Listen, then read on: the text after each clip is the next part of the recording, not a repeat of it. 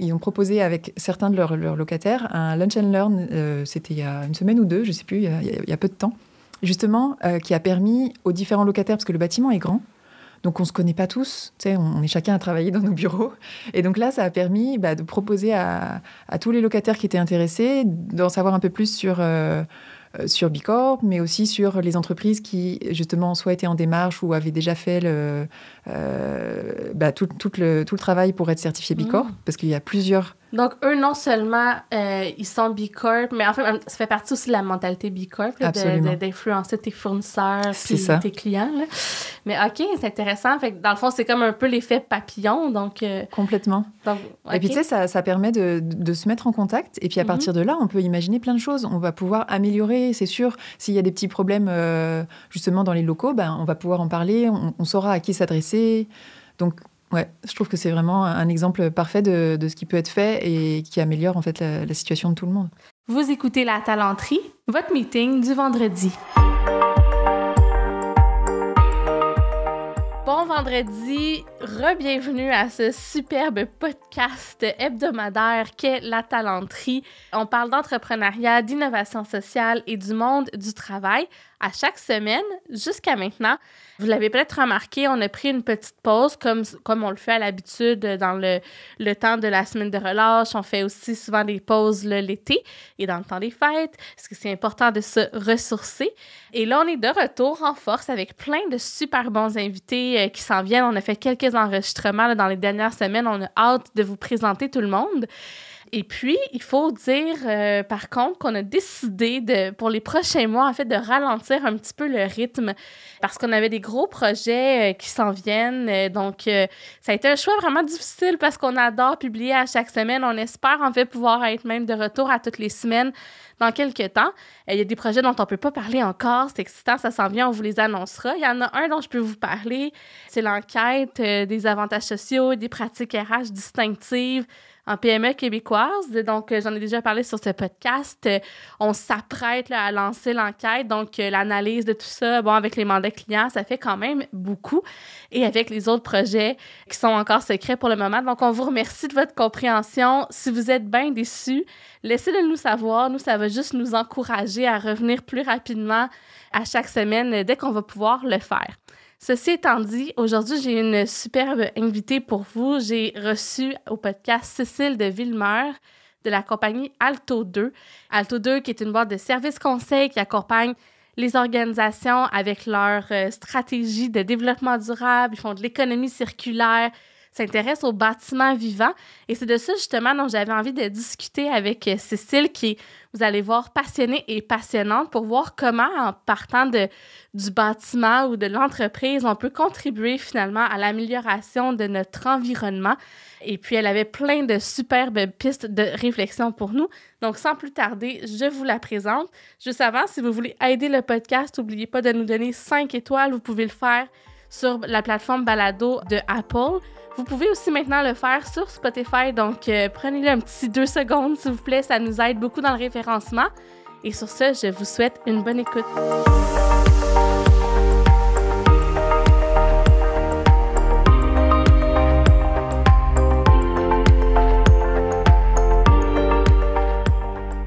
Allô, Cécile? Bonjour, Sarah. Comment ça va?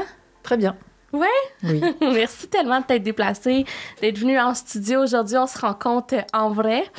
Ouais, c'est un plaisir pour moi, vraiment. Oui, puis en plus, c'est un sujet dont on n'entend pas beaucoup parler puis que je trouve qui est vraiment important. On va parler du futur vivant pour les organisations, pour les bâtiments. On va parler de certification. On a vraiment tout un beau menu pour les auditeurs. Avant, j'aimerais que tu nous expliques qu'est-ce que vous faites chez Alto 2. Comment est-ce que vous accompagnez vos clients? Alors, Alto 2, c'est un cabinet de conseil en construction durable et performance énergétique. Donc, on est à Montréal depuis 2014. Ouais. Et moi, je dirige l'organisation, on va dire, depuis 2018. Donc, on n'est pas nombreux, on est 5 en ce moment. Puis, vous êtes en France aussi, hein? C'est ça, on est filiale d'un groupe français qui fait du génie conseil. Donc, on vient du monde de la construction. OK. C'est pour ça que je me réfère souvent à la construction régénérative. Mais c'est sûr que moi aussi, à titre personnel, j'ai un background un peu plus orienté vivant. C'est-à-dire que j'ai fait des études en agronomie. Ben oui, mais d'ailleurs, je me demandais qu'est-ce qui t'a amené à passer de l'agronomie au monde de la consultation en construction? C'est quand même assez différent. Là. En fait, oui, ça peut paraître différent, mais en France, on dit souvent que les agronomes, ils font tous les métiers, n'importe quel métier. Okay. En réalité, moi, ce qui m'intéressait en agronomie, c'était surtout la partie relations humaines. OK.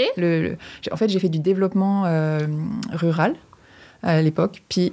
Bon, j'ai un parcours de vie un peu long. J'ai travaillé en Haïti. Et en fait, c'est en revenant en France que je me suis dit, moi, j'ai le goût de travailler pour l'environnement, mais de façon concrète. Okay. Donc, j'avais repris à l'époque une formation, un master en management durable de l'énergie, de l'eau et des déchets, en me disant, l'énergie, c'est vraiment quelque chose qui m'intéresse. Puis c'est une belle manière de s'engager pour justement l'environnement, mais de façon concrète. Et donc, c'est comme ça que j'ai intégré le monde de la construction. Ah, je comprends, là, je vois le lien. Mais qu'est-ce qui a fait? Tu dis, je revenais d'un voyage en Haïti, puis ça a un peu changé ma perspective. Qu'est-ce qui s'est passé? Alors, comment je suis arrivée en Haïti? Ça, c'est vraiment tout simple. C'est qu'à la fin de mes études, je me suis dit, j'avais le goût de travailler à l'étranger, de faire une expérience à l'étranger. Ouais. J'avais pas eu l'opportunité pendant les études. Et je me suis dit, si je commence à travailler maintenant en France, je vais jamais prendre comme le temps de voyager. Donc, j'ai cherché un job ou en tout cas une expérience à l'étranger. Et je suis partie en volontariat en Haïti. Ah, wow, ça devait tellement être cool comme expérience. C'est très nouvelle génération de prendre un an avant de... Là, c'était plus qu'un an. Ouais, c'était vraiment... tu sais, comme j'avais pas trouvé de job, je voulais... En fait, c'est la seule condition que j'ai donnée à l'organisme qui faisait de coopération. Okay. Je leur ai dit, en fait, moi, ça m'est égal, l'endroit m'est égal, vous pouvez m'envoyer où vous voulez dans le monde, mais par contre, je voudrais travailler comme agronome. Je voulais que ce soit une expérience professionnelle. OK. Et donc, c'est là où ils m'ont dit, écoute, si tu veux, il y a un projet en Haïti où ils ont besoin de gens comme toi, parce qu'ils veulent faire des lacs collinaires, ce qu'on appelle des lacs collinaires, donc des retenues d'eau, en Haïti. Donc... Cool, de fun. C'est ce que j'ai commencé à faire. Plus pour l'agriculture, ces retenues d'eau-là? Justement, l'idée, c'est d'avoir en fait une ressource en eau qui reste pendant la saison sèche. Parce qu'en Haïti, c'est... selon les régions, c'est parfois... justement, il y a des saisons sèches qui font que tu ne peux pas cultiver. Donc, effectivement, les retenues d'eau vont permettre de cultiver, de faire du maraîchage à l'année, mais pas seulement, en fait. Ça permet aussi de développer la pêche, parce qu'ils ensemencent avec des poissons. Et puis, ça fait, en fait, ça crée tout un écosystème, parce que les oiseaux reviennent, la végétation, du coup, revient à l'année, c'est moins sec, il y a des arbres qui poussent, etc. Donc, c'est vraiment une ressource, c'est ça, à une échelle qui est super intéressante. Ça me fait penser à un documentaire qu'on a écouté récemment, Charles et moi. C'est une famille qui s'achète une ferme en Californie. Puis là, c'est comme le désert, le sol est mort.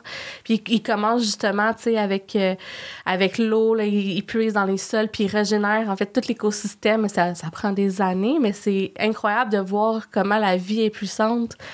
Puis qu'une fois que tu startes la patente, ça se fait un peu tout seul au bout d'un certain temps. Là. Tu touches exactement à ce qui m'allume. En fait, moi, ce que j'ai envie, c'est de connecter les gens justement au vivant, tu sais, à la vie, se rendre compte que, en fait, on fait partie de cette vie, de cet écosystème. Puis dans ce qu'on fait, on peut vraiment...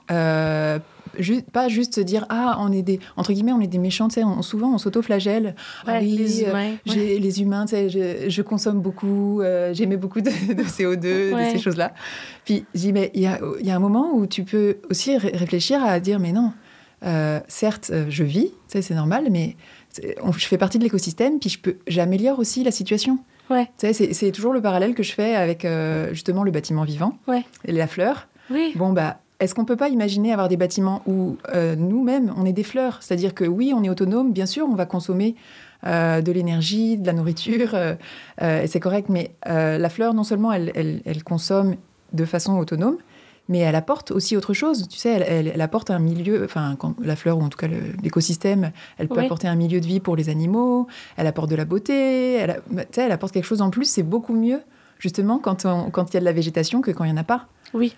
Et ben c'est pareil pour les humains. Moi, je pense en fait, ce que je voudrais, c'est montrer que on peut vivre, poser des actions, être présent à notre échelle, de sorte que et ben, en fait, on améliore le monde. Tu sais, ça fait un peu ésotérique, mon truc, mais...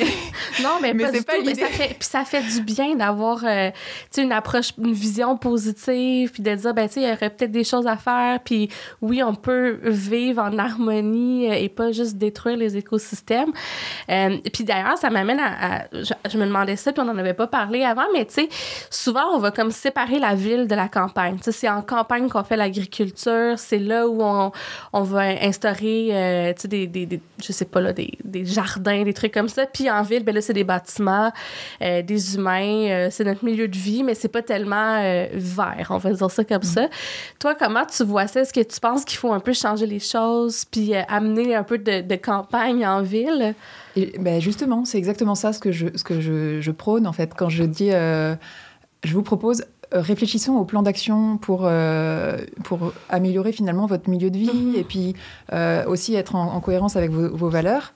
C'est ça, c'est-à-dire que oui, moi non plus... Enfin, il y a ceux qui veulent vivre à la campagne et ceux qui sont plutôt citadins. Ouais. Mais même en ville, en fait, il y a des écosystèmes. Il faut arriver à se relier à cette nature. Ça peut être en verdissant, ça peut être effectivement en rajoutant des toits verts ou de la végétation, mais pas seulement. Tu sais, il y a plein d'autres façons de faire pour se reconnecter au vivant. Parce que le vivant, c'est pas juste les plantes. Okay. Ça peut être aussi... en fait, c'est le mouvement. Tu sais, la différence entre quelque chose qui est très rangé, classé, systématique, régulier, et puis la lumière. Tu sais, la lumière, justement, qui joue, par exemple, dans des feuilles d'un arbre, bah, en fait, c'est complètement irrégulier. Okay. Puis, ça fait du bien. Il y a des gens qui regardent des vidéos de feu, ouais. tu sais, ouais. Ou d'eau. On a fait ça dans le temps des fêtes, avec la pandémie. Tu sais, mais en fait, ça, moi, je trouve que c'est le fun et ça montre bien, justement, qu'on peut se relier au vivant, à la nature.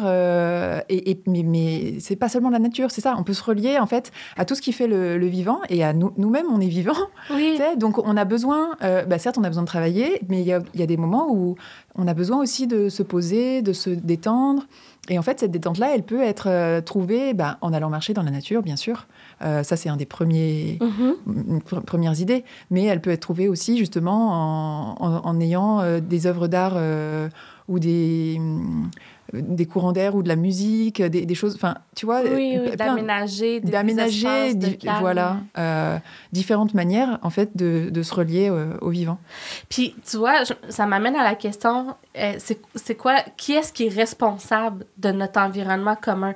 Est-ce que ça devrait être, selon toi, le gouvernement, les villes, forcément, là, par l'aspect légal, ou est-ce que chaque citoyen ou chaque organisation devrait avoir comme un peu sa part de responsabilité sur sa maison, son bâtiment, son bureau, peu importe. Comment tu le vois? Ça, c'est super intéressant aussi comme question, parce que moi, je suis vraiment persuadée que, en fait, on est très collaboratif. Puis, tu sais, la coopération au Québec, c'est connu, il n'y a pas de souci. Et justement, ce que je voudrais, c'est qu'on arrive à pas cloisonner. C'est-à-dire que j'avoue que je ne sais pas en termes de légaux, tu sais, de statut, s'il faudrait que la propriété soit telle ou telle. Mais ce dont je suis sûre, c'est qu'on arrive à mieux fonctionner si on fonctionne ensemble, si on travaille ensemble. Et donc, justement, nos milieux de travail, en fait, si on prend un milieu de travail, on est beaucoup plus efficace si on coopère, si on collabore. Oui. Et puis, tu sais, ça améliore la productivité des gens. Ils sont donc plus détendus, ils sont moins souvent malades, ils sont moins souvent absents. Moi, c'est une des... Enfin, pour moi, c'est... la filiation sociale là, qui est très importante. Mais oui, exactement.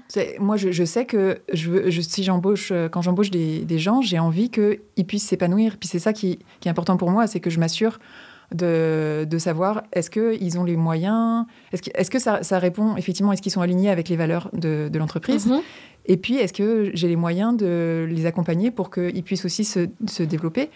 Évidemment, il faut que ce soit aussi dans l'intérêt de l'entreprise. Mais je pense c'est la mutualisation qui est intéressante, en fait. OK. Puis d'après toi, ça devrait être un peu cette approche-là. Donc, chacun, on devrait dire, OK, ben, quel bout de chemin moi, je peux faire dans mon organisation puis dans ma communauté pour améliorer, embellir. Mais je crois qu'on est tous responsables de... Tu sais, on dit souvent, dans le développement personnel, on parle beaucoup de « je suis responsable de ma réaction ». Ouais. Donc, oui, à cette échelle-là, on est tous responsables de ce qu'on vit et du coup, de notre bout de fil, on va dire, de notre bout de la relation. Et donc, je pense simplement, ça pourrait être élargi, à mon avis. Okay. Si tu reprends cette réflexion-là en disant, dans une relation, je suis responsable de mon bout, bah, en fait, là où tu travailles, là où tu vis, tu es aussi responsable de ta partie. Puis pour moi, c'est bien correct. Ça n'empêche pas, effectivement, le travail efficace. Au contraire, ça peut l'améliorer si on arrive à s'impliquer. En fait, on a besoin que les gens s'impliquent. Ouais. Et je pense qu'à l'échelle des villes, c'est pas... Bien sûr, il faut que les villes, elles ont leurs responsabilités, puis c'est elles qui donnent certains moyens et tout ça. Mais elles ont aussi besoin de l'implication, en fait, des citoyens pour que ça marche.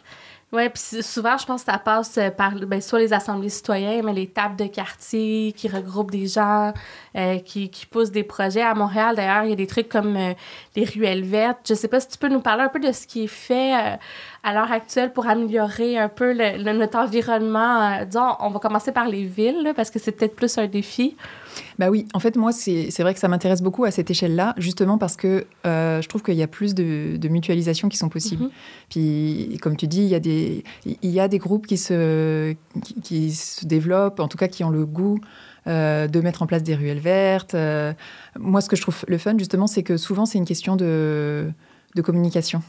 OK. Je sais plus qui m'avait raconté c'est une histoire qu'on m'a racontée, donc je sais pas exactement, je l'ai pas vue, mais je trouve que c'est assez le fun, justement, de quelqu'un qui se disait, mais ils habitaient dans une copropriété, puis c'était très contraignant de devoir déneiger, tu sais, il y avait de la job en masse pour les parties communes, puis c'est après quelques années que un des propriétaires s'est dit, bon, attends, je fais faire des devis. Puis ensuite, il a été frappé à toutes les portes de ses copropriétaires pour leur dire, est-ce que ça vous va ? On se partage, on sépare la facture, les honoraires, et puis comme ça, on est plus tranquille. Puis ça, tout le monde a été partant. C'était facile pour tout le monde, mais ça avait demandé le temps que quelqu'un se mobilise et se dise, qu'est-ce que je peux faire moi ? Tu sais, comment est-ce que je peux m'impliquer ? Donc là, après, de manière plus concrète, nous, nos bureaux, ils sont installés au complexe Dome Park. OK. Vous êtes dans un coworking, hein? Est-ce que ça se peut? Alors, ça c'est l'histoire d'Alto 2. C'est-à-dire qu'on a commencé... L'année dernière, on était dans un coworking, effectivement, un espace coopératif, pour dire que ça reste assez cohérent. Et puis, en fait, il y a eu un incendie à l'été dans le bâtiment. Donc là, l'espace est en train d'essayer de se retourner pour savoir comment ils vont se fixer. Puis nous, entre-temps, on a déménagé donc dans un autre bureau. OK. Alors, c'est pas un coworking, mais on partage quand même les bureaux avec une autre entreprise. OK. Comme quoi, on se change pas complètement. Oui. Et puis, le fun, c'est que c'est un bâtiment qui est géré par GI Covadis. Gestion immobilière Covadis, c'est une entreprise qui est aussi très inspirante, qui sont des gestionnaires immobiliers qui mettent beaucoup l'accent sur justement la partie sociale et qui sont certifiés B Corp. Ah oui. Donc ils ont organisé, ils ont proposé avec certains de leurs locataires un lunch and learn. C'était il y a une semaine ou deux, je sais plus, il y a peu de temps, justement, qui a permis aux différents locataires, parce que le bâtiment est grand. Donc, on ne se connaît pas tous, tu sais, on est chacun à travailler dans nos bureaux. Et donc là, ça a permis de proposer à tous les locataires qui étaient intéressés d'en savoir un peu plus sur B Corp, mais aussi sur les entreprises qui, justement, soit étaient en démarche ou avaient déjà fait tout le travail pour être certifié B Corp, parce qu'il y a plusieurs Donc, eux, non seulement ils sont B Corp, mais en fait, ça fait partie aussi de la mentalité B Corp, là, d'influencer tes fournisseurs puis tes clients. Là. Mais OK, c'est intéressant. Fait que, dans le fond, c'est comme un peu l'effet papillon. Donc, complètement. Donc, okay. Et puis, tu sais, ça permet de se mettre en contact. Et puis, à partir de là, on peut imaginer plein de choses. On va pouvoir améliorer, c'est sûr. S'il y a des petits problèmes, justement, dans les locaux, ben, on va pouvoir en parler. On saura à qui s'adresser. Donc, ouais, je trouve que c'est vraiment un exemple parfait de ce qui peut être fait et qui améliore en fait la situation de tout le monde. Ouais, puis tu sais, t'as raison de dire que c'est inspirant parce que souvent quand on entend parler du milieu de la construction ou de l'immobilier, c'est pas forcément positif. Tu sais, ce qui en ressort du côté deux choses. Un, le côté culturel. Il y a beaucoup de critiques des fois sur le monde de la construction qui est peut-être on dit qu'ils sont moins, comment je peux dire, des employeurs moins inclusifs, des choses comme ça. Là. Il y a certains clichés ou stéréotypes à cet effet-là. Puis on entend aussi beaucoup parler de la pollution que ça génère. Évidemment, on profite tous de ces constructions-là, mais moi, j'en entends pas souvent parler d'un point de vue positif, régénératif, humain. Je sais pas ce que toi, tu observes dans ton métier parce que c'est tes clients, donc j'imagine, toi, tu vois des belles choses. Moi, j'ai beaucoup de clients et de partenaires parce que je travaille beaucoup avec les professionnels de la construction. Et ce que je trouve, c'est que, en fait, la plupart du temps, les gens, ils ont vraiment une bonne volonté. Et la question qui se pose, c'est plutôt comment je fais. Je reparlais encore hier avec un architecte et qui, comme beaucoup de professionnels qui travaillent dans la construction, justement pointe les limites, les problèmes qu'il y a, en fait, et se demande mais quelle solution on pourrait apporter. Et c'est là où je dis, mais en fait, ayons une approche régénérative, commune. Puis, tu sais, peux-tu nous donner un exemple, disons, d'une limite ou d'un problème tout simplement les déchets. Les déchets dans le milieu de la construction, que je parle avec les entrepreneurs généraux ou avec les architectes, on est tous d'accord qu'il y en a beaucoup trop. Tu sais, puis c'est désespérant pour tout le monde de se dire, tu sais, on prévoit des matières premières, je sais pas, du gypse, des poignées, des robinets, puis il y a toujours une raison qui va faire que à la fin, tu te restes avec deux robinets qui n'étaient pas les bons, un bout de gypse qui était excédentaire parce que tu as coupé ce qu'il te fallait. Ouais. Puis des choses qui seraient réutilisables. Mais qu'est-ce que tu en fais? Alors, il y a ceux qui se disent, je veux pas les jeter, je vais les garder, mais tu sais, il faut l'entreposer, tu sais, c'est ça. Et puis, même ça, après, ils ont un autre projet, mais avec 2 robinets, ça répond pas à la demande, ça va pas être. Ou si tu as une porte, c'est pas exactement la dimension qu'il faut. La gypse, c'est pareil, c'est un petit bout, donc ça va pas suffire. Donc tout ça fait que ils sont vraiment bloqués et ça pose des questions sur l'économie circulaire. Comment je fais? Oui. Donc en fait, nous, à Alto 2, ce qu'on voudrait, c'est justement proposer ça, dire réfléchissons à un plan d'action. D'action régénérative, en fait. De plan d'action qui va vous permettre d'améliorer la situation dans laquelle vous vivez. Regardons ensemble, c'est quoi d'abord justement les thèmes qui vous allument. Est-ce que c'est la gestion des déchets parce que c'est ça qui est un problème pour vous? Ou est-ce que c'est plutôt la gestion de l'eau parce que vous êtes justement dans un milieu... dans un lieu où il y a des milieux humides, puis vous n'avez pas envie de les... Enfin, voilà, c'est ça qui vous parle. Il y en a d'autres, ça va être... moi, j'ai une super équipe, puis j'ai vraiment le goût de la conserver. Donc, ils sont intéressés par l'environnement. Qu'est-ce que je peux... Enfin, comment est-ce que je peux m'assurer qu'on est bien... Ça soit mobilisant, en fait, pour l'équipe. C'est ça, les mobiliser. Donc, il peut y avoir plein de raisons différentes qui vont allumer les gens. Et puis, il y a aussi pas les mêmes contraintes. On n'a pas la même taille, les mêmes risques. Donc, c'est ça. Nous, on propose en fait de se poser un instant et de dire, regardons ensemble, faisons le plan d'action, déterminons les actions pertinentes qui vont être pertinentes pour vous, en fait, viables, vivables et voilà, utiles pour vous, qui vont vous allumer. Et puis ensuite, comme ça, vous pourrez les mettre en place tranquillement et donc avoir c'est ça, une démarche qui va vers plus de vie, plus d'alignement avec vos valeurs. Puis est-ce que c'est positif pour tout le monde. forcément collectif? Tu sais, quand on parle d'économie circulaire, est-ce qu'on peut faire de l'économie circulaire à notre petite échelle dans notre organisation ou ça fait pas de sens? Puis il faut forcément mettre en commun les besoins des uns et des autres pour arriver à créer justement cette espèce de régénérescence-là. Moi, je suis persuadée que ça ne peut fonctionner que en relation. En fait, il faut se rendre compte qu'on est toujours en relation avec d'autres personnes. Donc ça c'est ma conviction personnelle. Puis c'est pour ça que, en fait, on parle souvent de conception intégrée. En fait, la conception intégrée, c'est justement la manière de mettre tout le monde ensemble pour réfléchir dès le début à qu'est-ce qui pourrait être fait, qui va être rentable et qui va être bénéfique en fait pour tout le monde. OK. Justement, dans le cadre des développements immobiliers, tu sais, c'est de dire, OK, j'ai le promoteur qui va avoir ses objectifs. Puis il va y avoir évidemment les riverains qui vont avoir leurs objectifs qui vont être peut-être incompatibles. Alors comment on fait ? Eh bien, l'idée, c'est de justement avoir une approche qu'on appelle intégrée, et donc de les réunir. Alors, avant de les réunir, c'est de faire le point sur c'est quoi l'histoire du lieu. C'était quoi avant, c'est quoi que les gens viennent chercher justement, les riverains ils viennent chercher quoi dans ce lieu-là, c'est quoi qui est important pour eux, et puis les investisseurs aussi, ils ont leur propre relation au lieu, donc c'est quoi la relation de chacun pour réussir à faire émerger finalement des solutions qui vont être vraiment bénéfiques pour tout le monde. OK. Donc, j'imagine, c'est tout le temps une approche un peu consultative parce que tu peux pas prendre pour acquis ce que les gens veulent et viennent chercher. Donc, Absolument. j'imagine, ça, tu dois les consulter. C'est ça. Puis là, on a parlé beaucoup du point de vue un peu communauté à l'échelle, bon, tu sais, soit des villes ou des bâtiments qui regroupent plusieurs personnes. Mais disons, pour les gens qui nous écoutent, qui sont dans une organisation, si on veut contribuer, disons, d'un point de vue développement durable avec nos bâtiments, nos lieux de travail, qu'est-ce qu'on peut faire pour améliorer finalement nos milieux de travail, là? J'avais parlé déjà dans les différentes étiquettes ou labels proposés par l'Institut Living Future. Il y a une étiquette que je trouve intéressante qui s'appelle Just. Donc c'est en anglais, mais ce qui est bien, c'est qu'en français, ça marche aussi. Donc c'est ça, qui est vraiment axé sur la responsabilité sociale, j'ai envie de dire. OK. L'équité, c'est ça. En fait, dans le cadre de ce label, on va regarder différents indicateurs. Donc justement en termes d'équité, d'inclusion, de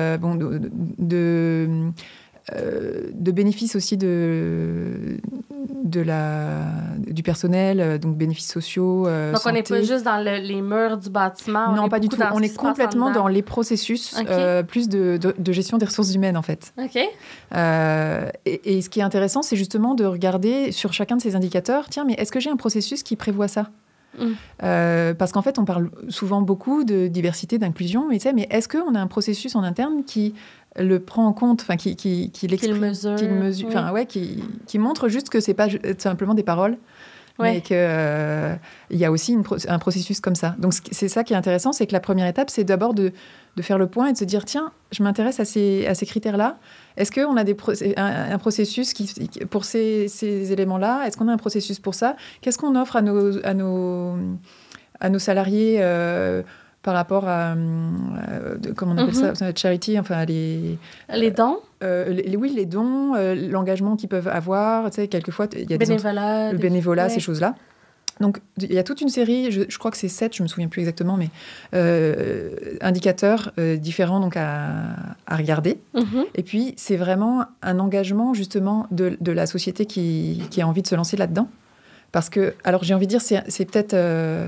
c'est moins complet que le B Corp, parce qu'on regarde moins de choses, mais on se concentre, justement, sur la partie process organisationnel.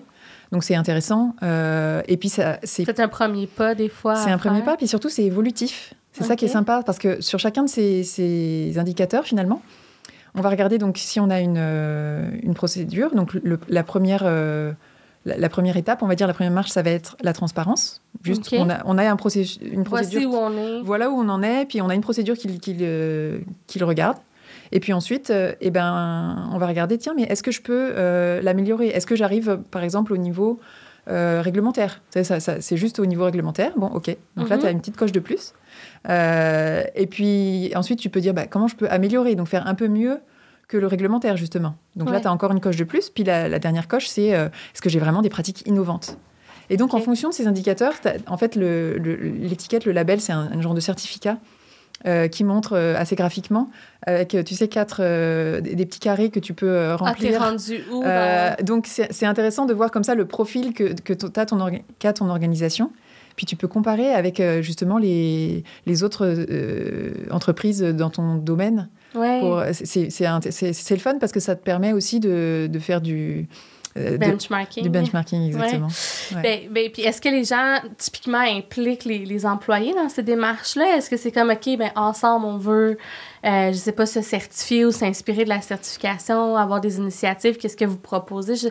Comment tu le vois? Ou c'est plus une démarche... en fait, ça demande forcément du temps, donc des gens qui s'impliquent pour justement formaliser tout ce qu'on propose. Et oui, je pense que ça m'étonnerait qu'une entreprise qui s'intéresse à ça ne s'implique pas avec ses employés. Je pense que c'est un minimum, effectivement.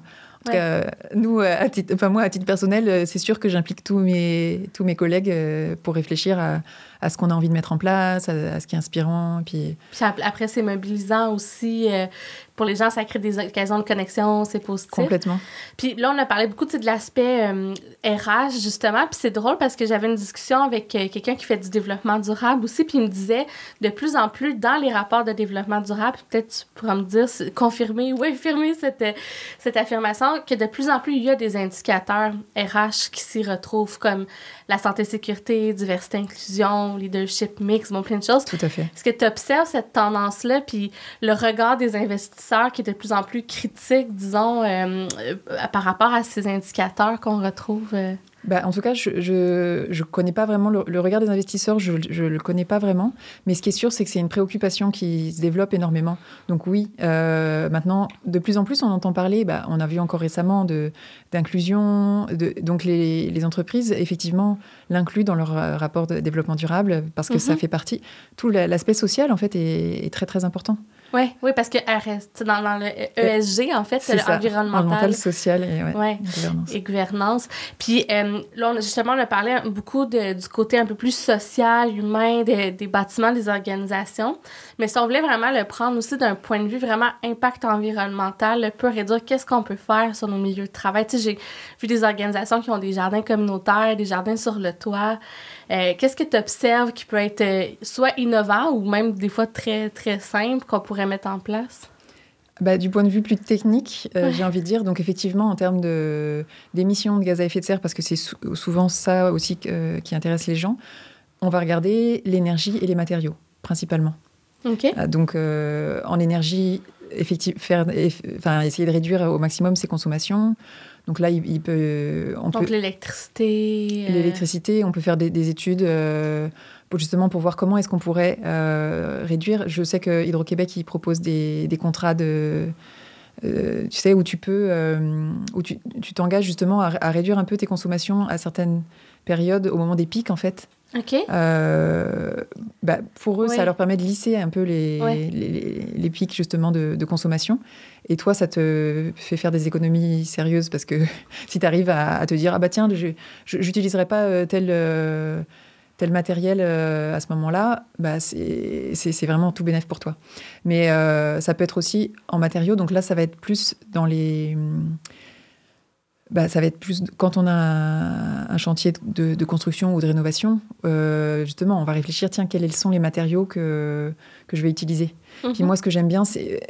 tout est toujours très interrelié. C'est-à-dire qu'on va regarder les matériaux qui sont moins émissifs, mais aussi les matériaux qui sont moins polluants et moins toxiques. Parce que dans le milieu de la construction, surtout dans les milieux intérieurs, l'ameublement, ces choses-là, il y a énormément de COV, de produits toxiques. OK, dans nos mobilier de bureau, là, les tables... En fait, c'est juste affolant comme... Est-ce que c'est le truc là, qui est comme anti-feu? Oui, il y a ça. Ça, c'est un exemple, exactement. OK. Et en fait, il y a énormément d'ingrédients qui sont toxiques ou polluants dans tous nos matériaux. Et une des choses, nous, qu'on prône, c'est de dire, il existe aussi des produits qui ne le sont pas ou peu. Et c'est une autre étiquette qu'on propose, c'est justement le label Declare. qui là encore, propose de regarder d'abord c'est quoi les ingrédients de vos produits. OK. Donc, d'aller assez loin dans le détail pour vérifier est-ce que vous avez des ingrédients qui sont polluants ou toxiques. Est-ce que c'est vraiment très, très peu? Ou est-ce que vous pouvez dire, avec notre produit, vous êtes safe.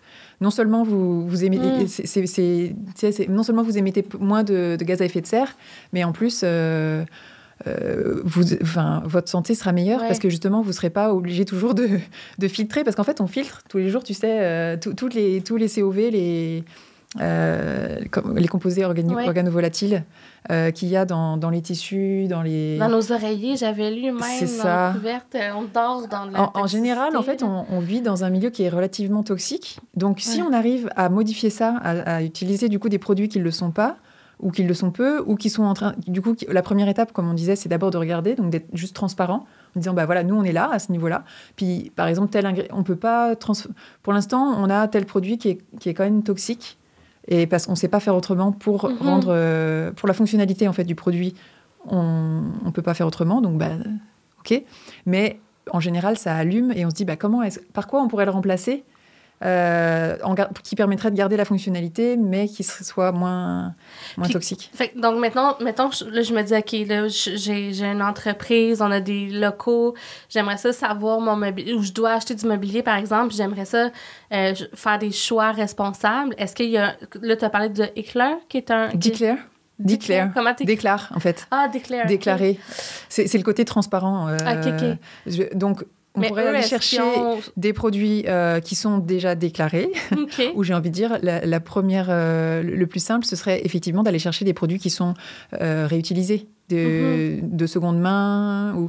Parce qu'en général, ces produits-là, ils ont déjà largué ou la majorité des gaz toxiques qu'il y a. Ouais. Et puis, en termes de gaz à effet de serre, c'est parfait. On n'a pas été extraire d'autres éléments, tu sais. Donc, d'acheter du mobilier usagé. OK, parce que la toxicité, ça s'évapore.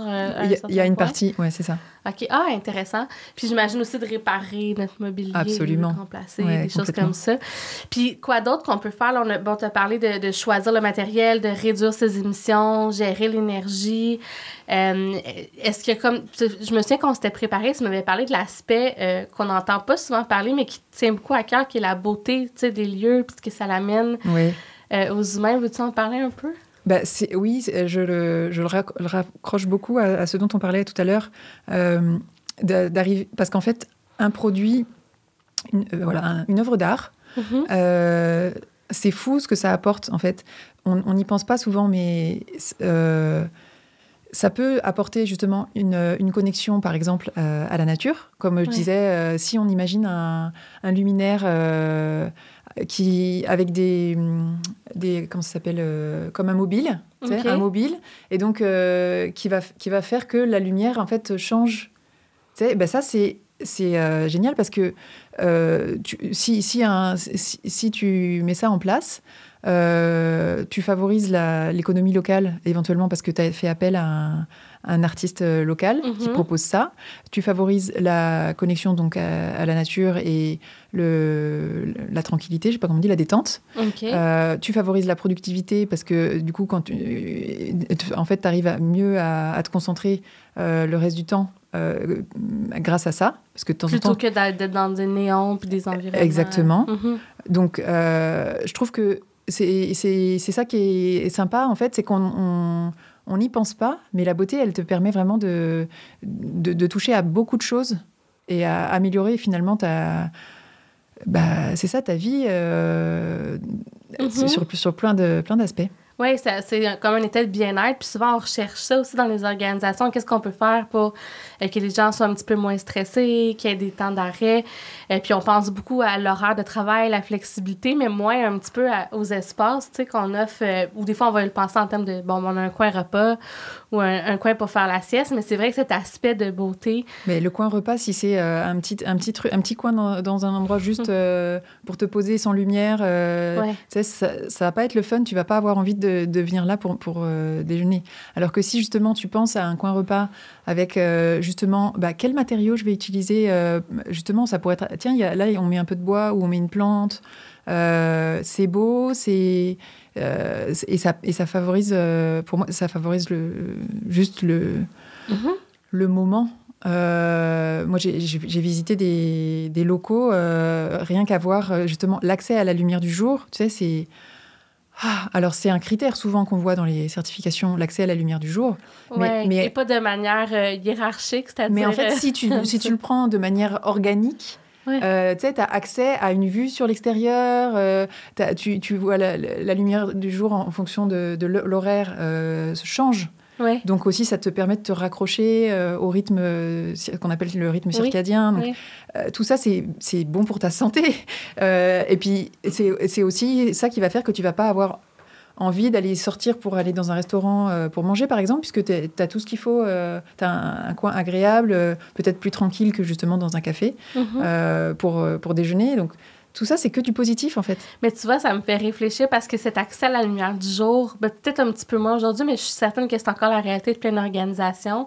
Traditionnellement, c'était quasiment comme un mérite. Tu sais, comme tu arrives à un point dans ta carrière où tu as le bureau avec la fenêtre, puis c'est toi qui a ça, alors que de repenser peut-être les espaces de travail pour démocratiser l'accès aux fenêtres, puis à la lumière du jour, c'est quelque chose qu'on voit un peu plus, mais...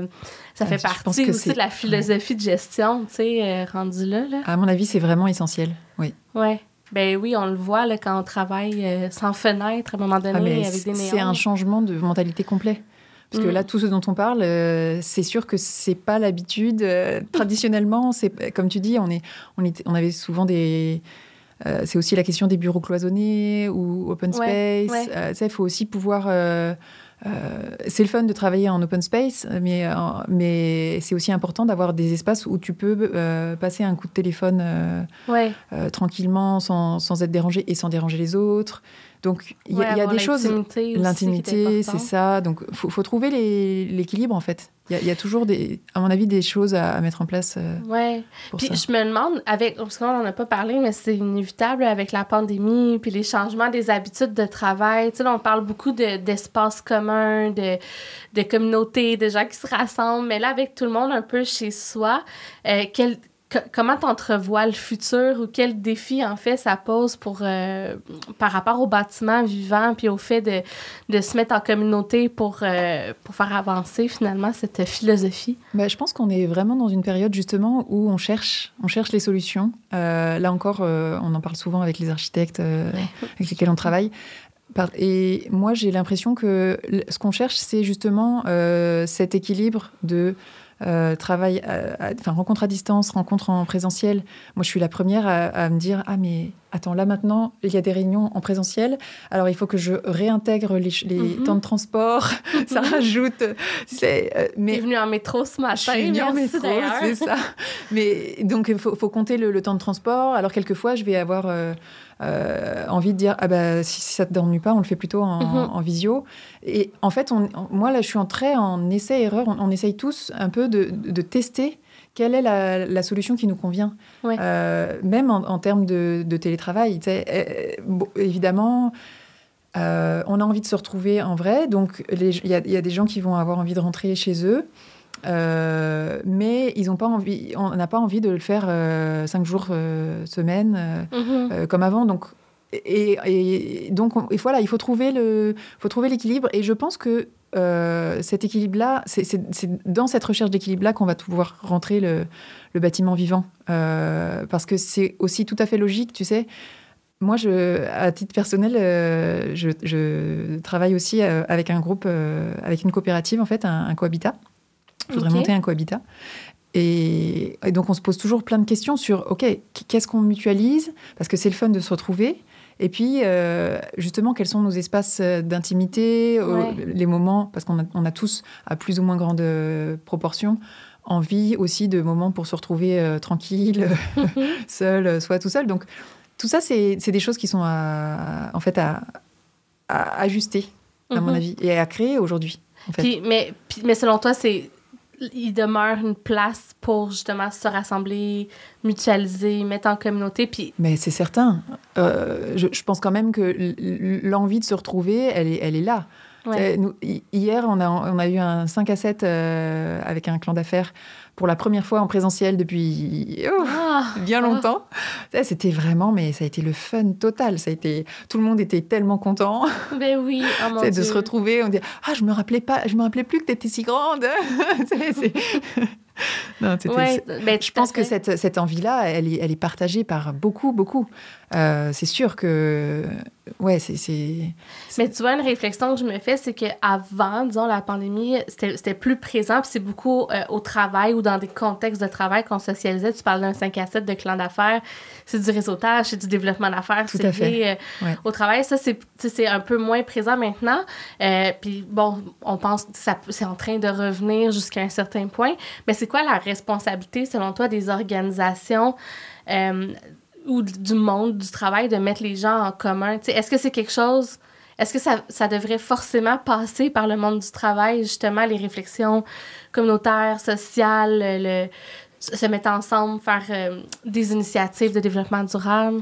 Alors, j'ai sûrement un défaut, c'est que j'ai de la misère à séparer le monde du travail et le monde familial. Okay.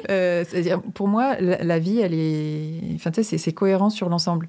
Donc, je vois pas pourquoi est-ce qu'on le ferait pas dans le monde du travail, puisqu'on le fait déjà dans nos vies personnelles, en fait. Je pense que pendant la Covid, on a tous eu beaucoup de challenges personnels. Ouais. On a tous évolué.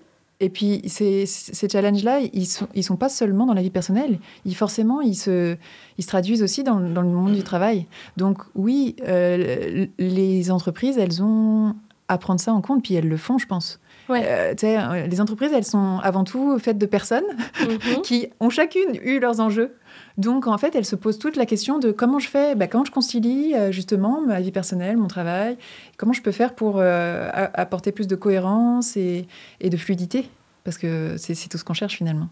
Complètement, je suis très d'accord avec ça. Puis avant de terminer, on n'a pas beaucoup parlé finalement des certifications, puis c'est très correct. On est allé ailleurs, puis j'aime beaucoup le fait que tu as parlé de comment on peut faire des petites étapes, puis se mettre ensemble, puis de le voir vraiment sur une approche évolutive. Mais j'ai envie quand même de te demander, qu'est-ce que tu penses des certifications? Parce qu'il y en a quand même beaucoup, là, tu sais, quand on s'était préparé, puis j'ai lu quelques articles que tu as écrits, des podcasts que tu as fait. Il y a le zéro carbone, il y a le Just dont tu nous a parlé, le Declare, Product Living Challenge, le Core, le Zero Energy, évidemment le Living Building Challenge dont tu as parlé aussi. Ça fait vraiment beaucoup, beaucoup de certifications. On a parlé de B Corp. Comment, toi, tu vois ça? Est-ce que c'est comme un passage obligé? Est-ce que c'est une bonne chose? Est-ce que c'est compliqué aller vers ces certifications-là? Alors là aussi, j'ai un travers, j'ai un biais forcément, parce que moi, j'en connais tellement des certifications que je pourrais t'en lister encore plein d'autres. Le LEED. C'est ça, le LEED, évidemment, le BREEAM, enfin bref, beaucoup de certifications.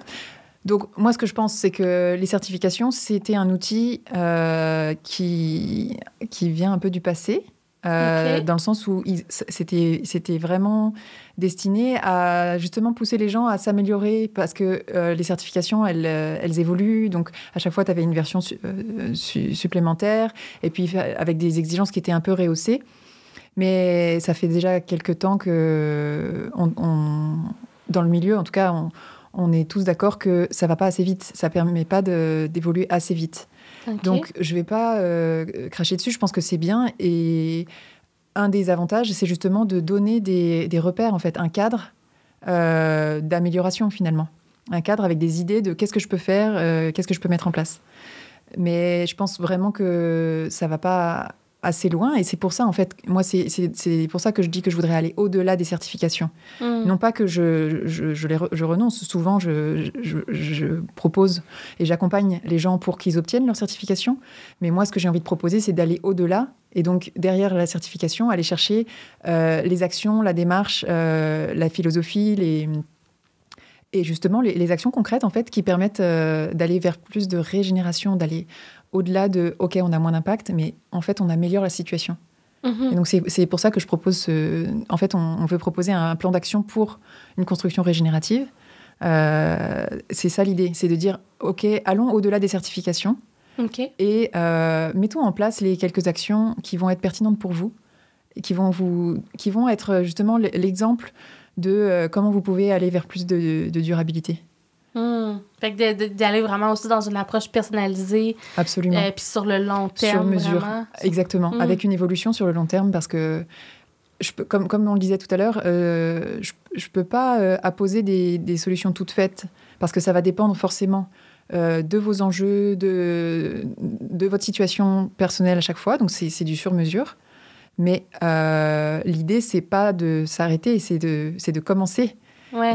C'est le sur-mesure, on fait le point, et ensuite, comme ça, vous avez finalement le plan d'action. Ça vous donne l'élan pour évoluer, et puis par essai-erreur, c'est ça, d'arriver vers ce que vous voulez. Toi, concrètement, avec tes clients, là, quand vous mettez en place ce genre d'initiative-là, quel retour tu vois que ça fait soit sur l'équipe ou sur la profitabilité de l'entreprise? Tu vois-tu concrètement des changements positifs?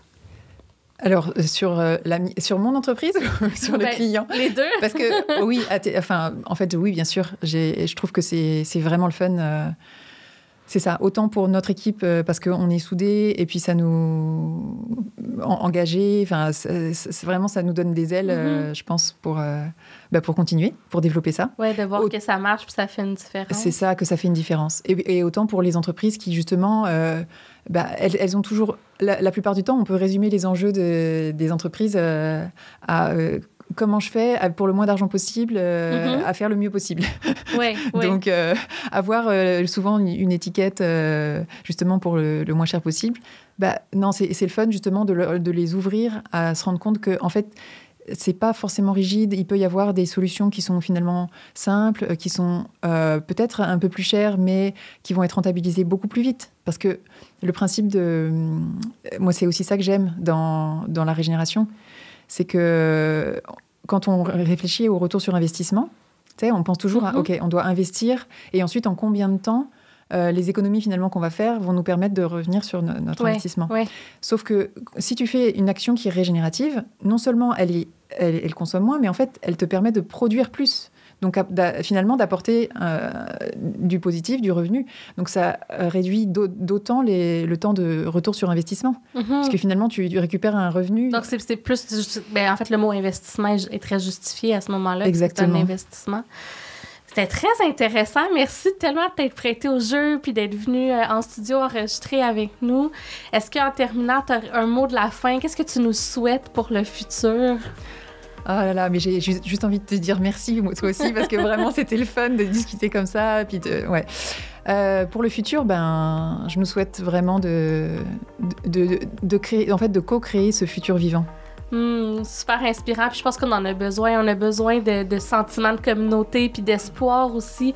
Avec le dernier rapport du GIEC, tu sais, les choses qu'on entend dans les médias, c'est alarmant. Puis je pense qu'il faut quand même s'en préoccuper puis être réaliste, mais d'avoir des discours porteurs d'espoir puis inspirants comme t'en as eu aujourd'hui. En tout cas, moi, pour ma part, ça me fait beaucoup de bien. Donc, merci beaucoup. Oh, merci à toi. À bientôt. Bye bye. Bye.